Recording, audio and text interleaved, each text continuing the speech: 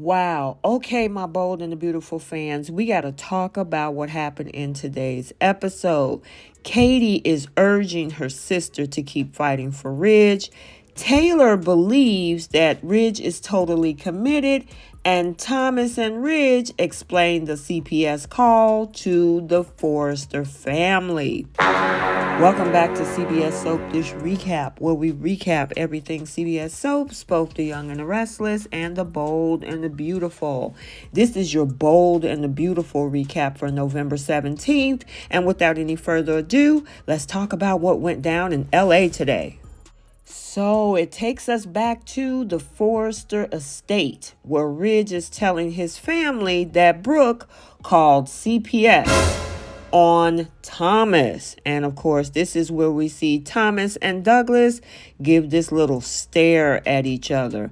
As for Taylor and Eric, they are absolutely in disbelief, and Steffi is furious. This is where we see Eric is absolutely sure that there's got to be some sort of a misunderstanding. Ridge explains, no, I actually heard the conversation.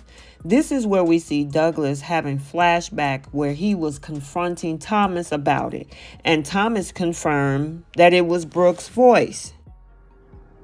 You heard it? Back me up. I heard what you did, Dad. It's definitely Brooke's voice.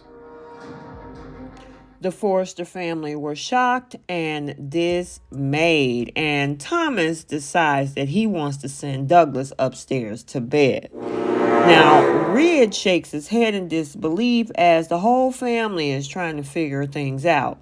Now, Ridge admits Brooke doesn't know that he was aware of all of this. And Steffi, she's so pissed that she was like, no, we need to call them out. However, Taylor calls Ridge out for not saying anything when he came to Aspen. But you didn't say anything. You knew this before you came to Aspen, and you didn't say anything? Nope, Taylor, he didn't say anything. However, this is where we see Thomas is like, oh, just let it go. Telling Steffi, if I didn't let it go, you can let it go. And to just keep Brooke out of their lives. That their dad has moved on and they don't need Logan showing up to cry all over him. And you expect us not to say anything? She needs to be called out. She can't get off this easy. If I can let it go, so can you. Mom and me just have to pretend like nothing ever happened? And come over here, and she's gonna cry and beg and plead to him because she wants forgiveness. He's already moved on and he's getting married to our mom. All right, let's just put Brooke behind us. Now, I guess my question is this going to stop Steffi from going over to Brooks and talking crazy? Because at this point, it's a loose cannon. The walls are closing in. And we still have Thomas thinking back about that whole CPS call that happened. And of course, we all know that it was his voice. Whereas we have Ridge thinking back about the situation where he actually heard it with the guy, Walter, who worked for Forrester before. Because Eric was skeptical. Very important. I need some details here. How did any of this happen? What do you want to know, Dad? It's her voice. I heard it. I didn't want to listen to it. How did this... Now, Ridge said that he gave Brooke the chance to come clean, but she didn't. And even when she came to Aspen and he prompted her to confess, she acted confused. Good, because she is confused. She didn't do it. Now, the interesting thing is Taylor, because Taylor wishes she'd known how they were struggling with this, and Steffi had a question for her dad. What Brooke did, as awful as it is, I have to ask you, Dad. Is this why you're marrying Mom? I do need to know why you're marrying her.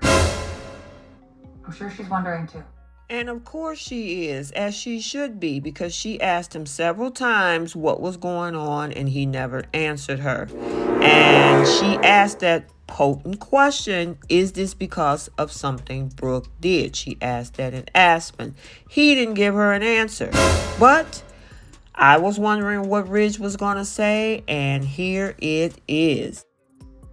Brooke broke my trust in so many ways. But that's not why I'm here.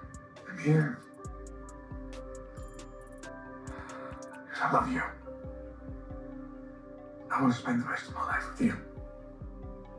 I deserve that. Someone loyal. Someone honest. I love you too. So I'm gonna continue to believe you. No matter what. Now, he actually sounds very believable.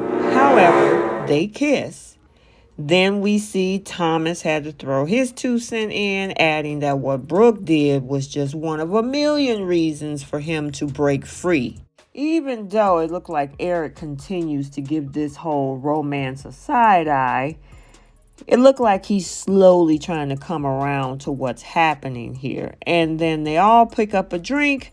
Thomas toasts to the love his parents share, and after a few obstacles, they finally made their way back to each other. And Steffi and Finn are over the moon.